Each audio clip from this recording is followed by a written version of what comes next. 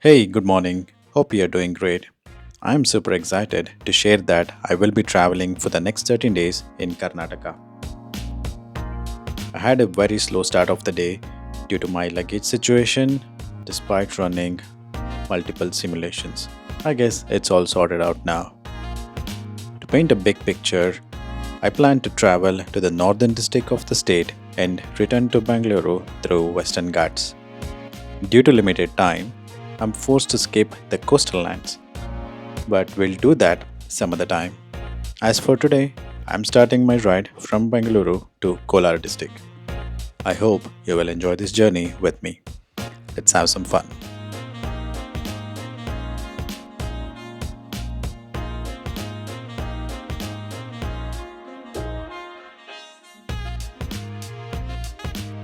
The metro construction is underway. I guess once this is done, some more traffic on this belt could go low. It's 12:25. That traffic, that dust was really too much to handle. Oh, that's sweet ride, Pajero.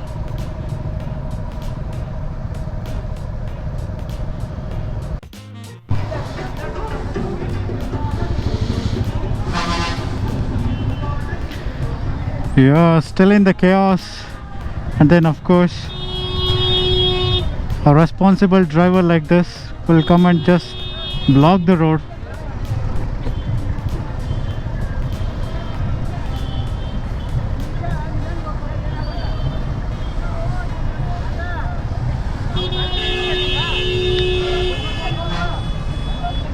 Suck.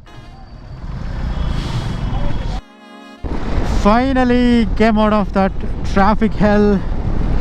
Now riding through some open roads.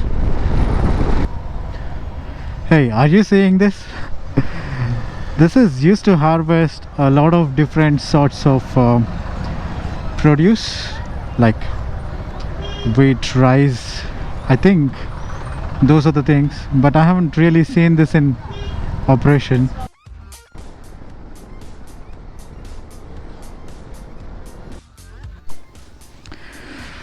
Okay, so far the roads were not that scenic, and just now I stopped at a nice place. I think. Let me show you how my setup is. That looks beautiful, man. That looks really beautiful. Look at that. So sick.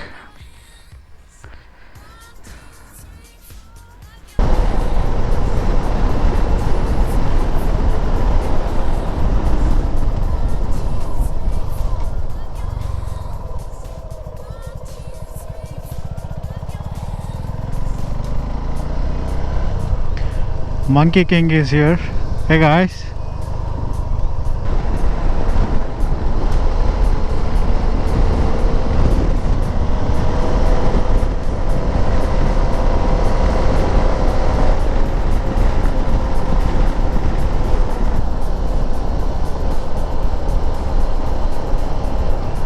About 2.6 kilometers to go. The road was a little battered back then. Now it's a little better now here. From the last 3-4 Ks, it's better. It's better road.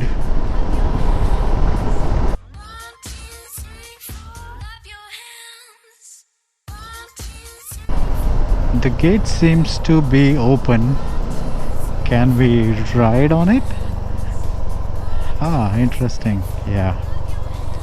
Extremely isolated. Trespass will be prosecuted. No admission. Time 8 a.m. to 4 p.m. Okay, I'll follow all of that. Let's go.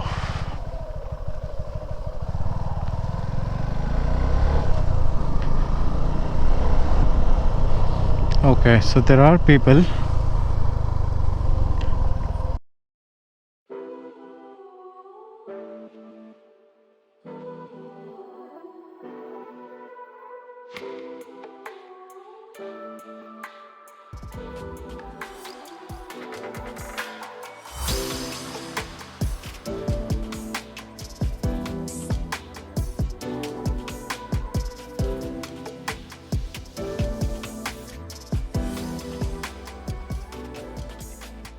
According to a local, the construction of the reservoir started in 2006 and got significantly delayed due to conflicts between Karnataka and Tamil Nadu governments about constructing the reservoir there. And also, there were changes to the Karnataka government which significantly contributed to the delays. Then COVID 19 happened, so it took the long 15 years to complete this. In 2021, it was completed. The reservoir aims to offer drinking water supply to Kolar district and nearby villages. The sub-project of developing park to attract visitors are in the roadmap, but the timelines were super unsure. Because of poor rains this year, the catchment did not collect sufficient water and there could be challenges to supply drinking water from this reservoir in the months to come. He also added that the surrounding area has electric fence because the wildlife like deer and elephants are used to frequent before the reservoir was built. As far as outsiders such as ourselves are concerned, I felt it could be a nice place to hang out during weekend if they can complete park development, improve security and maintenance around the region. At this moment, there is nothing nearby to chill unless you wanna head towards the forest. What do you think? Comment down below. Oh wow. Can I see that? All of those big boulders. They were kept pushing to the surface of the earth and they're naturally exposed so well it looks like somebody has arranged them in a certain order. It's really insane, right? Wow, just look at that.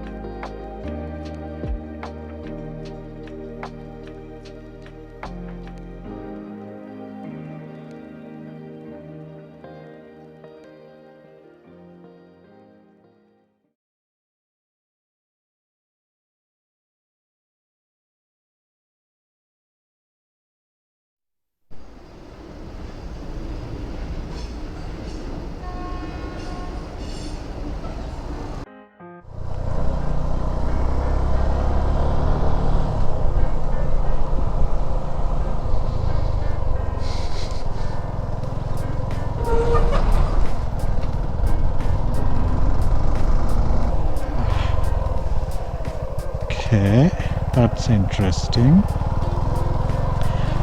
Suddenly the road turned out to be spooky.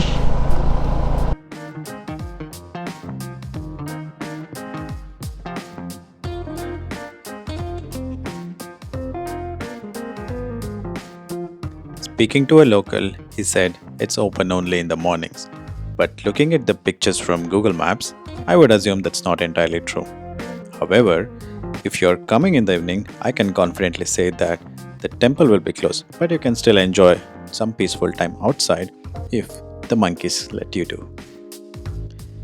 This is an interesting story that one should consider reading from our books.